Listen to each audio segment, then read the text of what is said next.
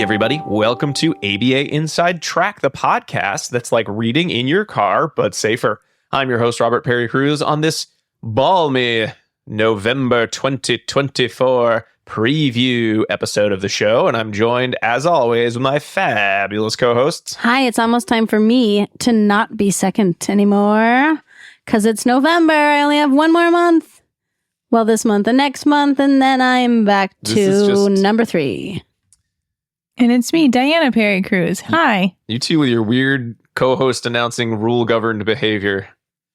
That was Jackie. That's Jackie. That's Diana.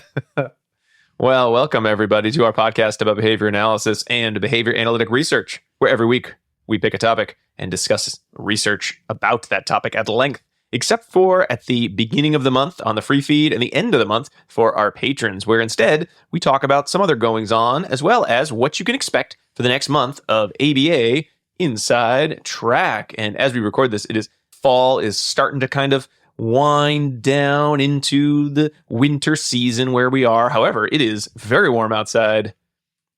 So it really varies. Mm-hmm. It's all over the place. Yeah. It was 31 day, 70 the next day. You just don't know how to wear it. Yesterday, for instance, I wore a huge sweater in the morning. Then I downgraded 2 hours later to a lighter sweater. And then I downgraded 2 hours later to a t-shirt. And then I downgraded 2 hours later for a tanky. And then some sort of like shaping procedure you were. 1 hour later, I added back on the t-shirt. Yeah. Then I added back on the sweater. Then I changed out that sweater for the bigger sweater and a jacket and a hat. Yeah, so that sounds like a good meme where you sort of have like a graph of like New England fall clothes. You know? It was ridiculous. Right. It was ridiculous. Yeah. Yes. If you're like going out for the day, you have to really prepare for everything. Yeah, a lot of layers. A lot of layers. Well, if you don't want to be involved with these weather shenanigans and you're like, I'll just stay inside where it's climate controlled and listen to podcasts, why don't we tell you what podcasts, at least from us, I can't speak for every podcast, but for us, what you'll be listening to in the upcoming weeks. Okay, so we have 3 episodes prepared for you. The first one is our seasonal grab bag. It's the fall grab bag. And I just was looking, I was like, what is the name of this fall grab bag? And it does have a themed name. So it's Spooky Grab Bags to Tell in the Dark.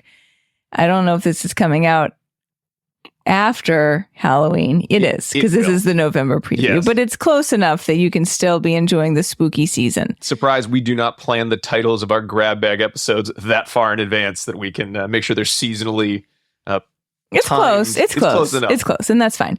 So in case you're unfamiliar with a grab bag, we each choose an article / have it randomly assigned to us that usually it's on a theme that we already kind of enjoy, and we talk about that, but there's no overarching thematic plot to the episode. It's just 3 different articles. So for this episode, we have 3 articles, 1 for each of us, and the first one is titled, So, do speech disfluencies matter? A parametric evaluation of filler sounds and words. And that was by Lasky and DeGennaro Reed, published in the Journal of Applied Behavior Analysis 2024. Also, Interobserver agreement among a staff member and visitors at a wolf sanctuary by Ackner and Jacobs. That was in Behavior Analysis and Practice 2024. And finally, remote teaching of A/B graphs in Microsoft Excel by Mondati, Reeve, Vladescu, DeBar, and Thomas. And that was in Behavior Analysis and Practice 2024. And as we all know, the scariest thing is the weak control you get from an A/B graph. Ooh. Yeah, so longtime listeners may be able to identify which of each of those articles was selected by which of each of us, but I will save that information for the episode so you can go check it out and find out. You can have the shortest drinking game ever. Yep. Yeah, right. Just 3 drinks. 3 sips. That's all you get. We got to put that on DraftKings so I can take bets. All right. And then after that, we have an episode that we've titled How to Stop Lying. And in that episode, we are joined by Dr. Corey Stocco to talk about some of his research and his colleagues' research as well. And there's 2 articles that we'll review in that episode. They are called Increasing Young Children's Honest Reports and Decreasing Their Transgressions by Lahardy, Luzinski, Stocco, Fallon, and Rodriguez. That was published in JABA 2022. And also, Further Evaluation of Contingencies of Lying About Homework Completion by Stocco, Moline, and Bauer. And that was in Behavioral Interventions 2021.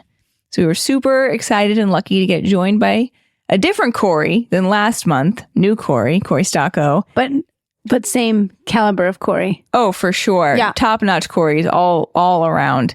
And it's a cool episode, too. Everyone should listen in.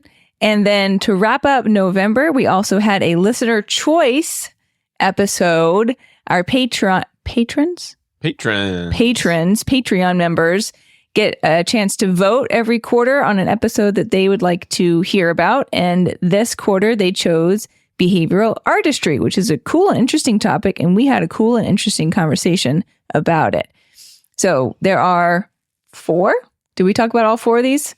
I think so. Okay, then I'm going to tell you. Yes, we did, because the last one was our rolling up into dissemination station. Yes. Okay. Well, it may not be the last one in the order I'm about to tell you. Oh, I remember. Yes, we did talk about one because I ground my gears at the end of that episode. Sure. Okay. So lots to discuss here. The articles we talked about include Behavioral Artistry, Examining the Relationship Between the Interpersonal Skills and Effective Practice Repertoires of Applied Behavior Analysis Practitioners by Callahan, Fox, Swizernsky, Ertz, Mehta, McComb, Nichols, Segal, Donald, and Sharma. And that was in the Journal of Autism and Developmental Disorders 2019. Also, Developing Procedures to Improve Therapist-Child Rapport in Early Intervention by Lugo, King, Lamphere, and McCardle, and that was in Behavior Analysis and Practice 2017. Also, Training Behavior Technicians to Become Behavior Artists through the Teaching Interaction Procedure by Bookspan, Anderson, Moon, Kaplan, and Leaf, and that was in Behavioral Interventions 2023. And finally, it is the Jack Tizard Memorial Lecture, Decreasing Behaviors, Clinical, Ethical, and Environmental Issues by Fox, published in Australia and New Zealand Journal of Developmental Disabilities, 1985. Wow. The article that started it all in terms of this area, or coining the term, perhaps. I do. Yeah, so lots to look forward to. It's a lot. Those are good. We had a good time. We did that episode a little while ago, though. We're going to the Wayback Machine. So we've got all those episodes coming out this November. And as a reminder for Behavioral Artistry, the listener choice episode, if you are a patron at the $5 or up level, you will be getting a link, or you'll be getting kind of a link in your feed to see the video, the raw video of the episode.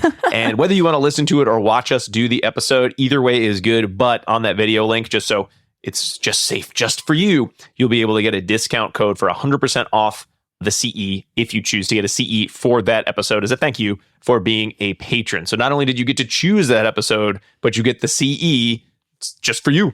Thank you for being so thank you. patron. And if you want to watch us how we actually record an episode rather than the finely tuned edited versions that come out, hey, you know what? Go for it. You'll have access to that video as well. A lot more swearing and ribald humor that we got to cut out of the main things. So that's what we got coming out in November. I know we're saying we recorded that a long time ago. It actually, when I look at it, it was only 3 weeks ago that we recorded that. I know. That was way longer than 3 weeks ago. No, it wasn't. Wow. Yeah. I know. Time is a flat circle. Well, okay. So that's what we have coming up in November. And let's move into the errata section of the preview where we talk about everything else. Certainly conference season is kind of always going on around the world, but at least for the conferences we tend to be able to go to, it's starting to wind down a little, have a little winter break. So all of us are going to the Stone Soup virtual conference that if you're getting this on the patron feed, you missed it. Actually, everyone missed it. You missed it. It will have just happened. If you didn't go, you missed it. It just happened. So hopefully you were tuned into us on socials and other capacities, because that's where we posted about it. Yes. And so before the conference. we posted. So hopefully you saw it and you got to go. We always have a blast going there. So we will have gone to that as this comes out. We also had just come back from, as of this recording, the Babbitt 2024 conference. That was excellent. We had a great time. We did trivia at the Mercantile in Worcester the night before Babbitt started, or their workshops. They do workshops on Wednesday, and that was a lot of fun. We got some feedback on some of the sections that were more loved than others. I'm going to do more examples, I think, on some of my tests, because everyone said, "What was that section? I got it at the end when you told me the answers, but I didn't understand," for one or two of our games. But we had almost all new content. So if you were there, which is not going to be everyone listening, thank you. If you weren't there, well, you might want to go to Worcester next year, because maybe we'll be doing it again. Who knows? And we had, a number of good talks. I know there's a few that we wanted to mention. I know one of the ones that I enjoyed on Friday was Kaylin Partlow, who she described herself also as an influencer, but she is an RBT. She's an autistic RBT. And she spoke kind of the midday on Friday invited address and really talked about the idea of how are we talking to other individuals who do not like ABA about ABA in a way that is not just trying to affirm, no, it's really nice now. We don't like spank kids like Lovas did in the 70s and 80s. You should like us, and how that is ineffective. And we got to watch, I think I watched more kind of TikTok clips and people talking about ABA online than I've ever watched in my whole life, all the TikTok in one place. And I thought it was important because it gave, I think, all of us practitioners a chance to really sit with individuals who, some of them did not like ABA, and presented it in ways that really explained stories from their life as to why ABA had caused trauma. Other people just saying, I hate ABA and you'll never convince me otherwise, you're all the worst.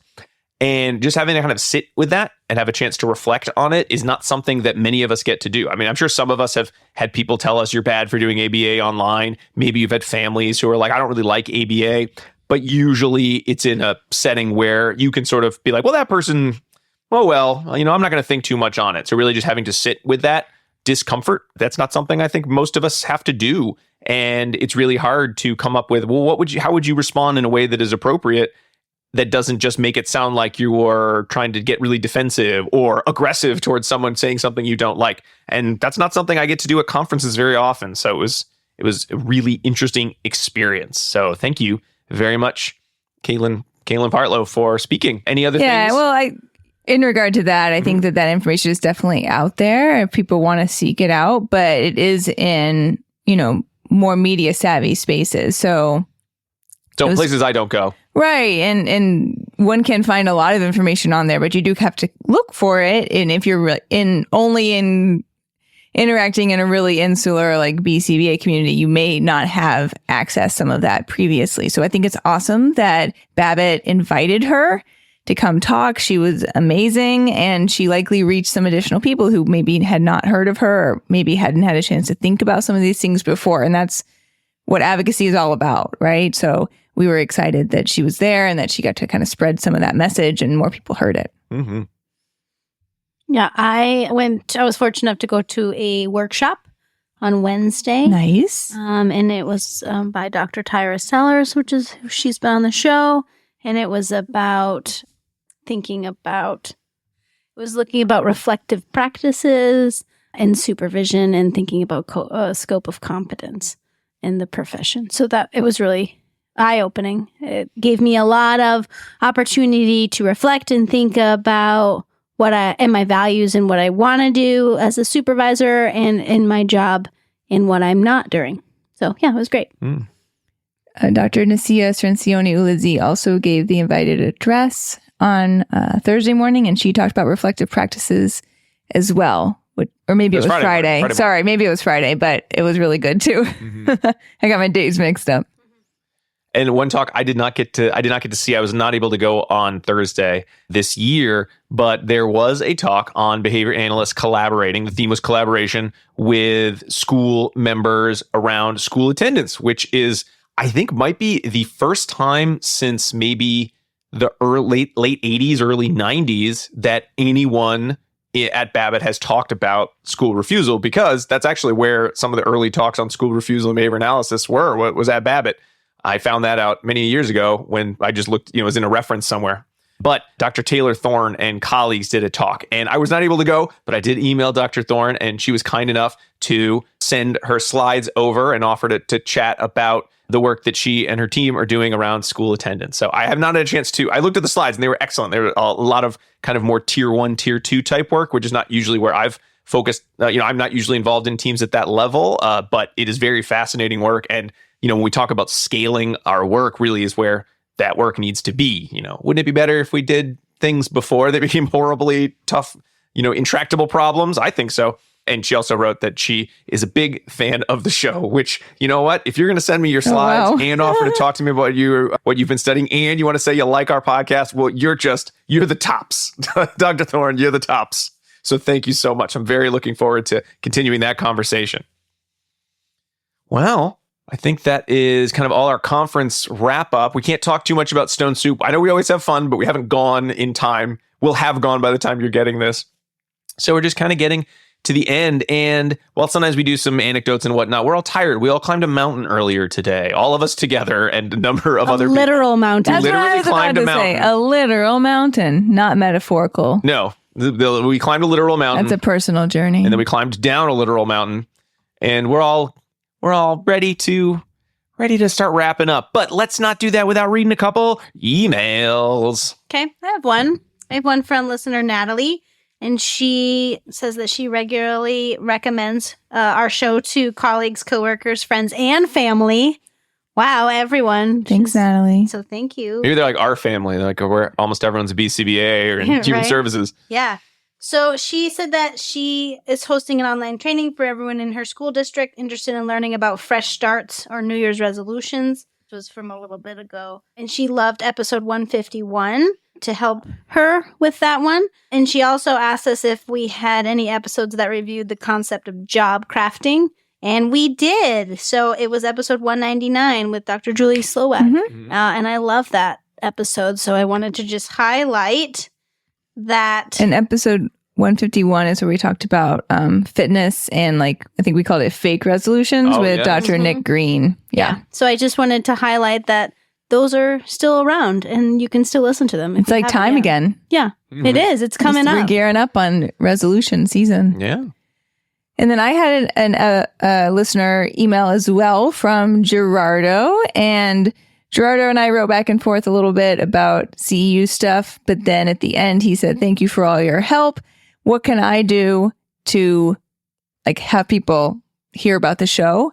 And I had told him truly the best thing to do is if everyone out there listening can keep telling their colleagues about us. I know sometimes people are like, "Oh, you guys have been around for so long. Everyone's heard of you." I don't think that that's the case. I think there's a lot of people out there that haven't heard of us. So if you, as our faithful listeners, could help us out by telling other people that we exist and pointing them toward us in any fashion, we would really and truly appreciate it. So thank you, everyone who's done that. And that's just a tidbit for anybody who hadn't thought of it. Mm-hmm.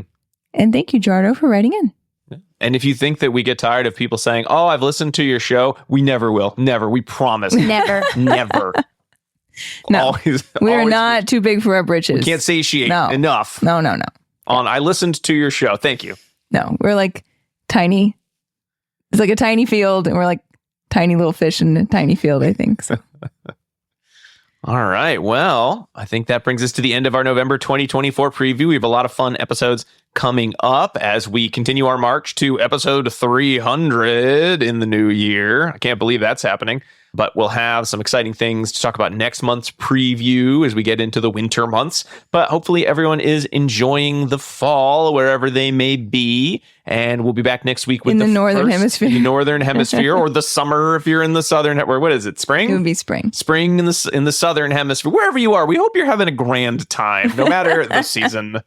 And we'll be back next week with the first of our full-length, fun-filled November episodes. But until then, keep responding. Bye. Bye.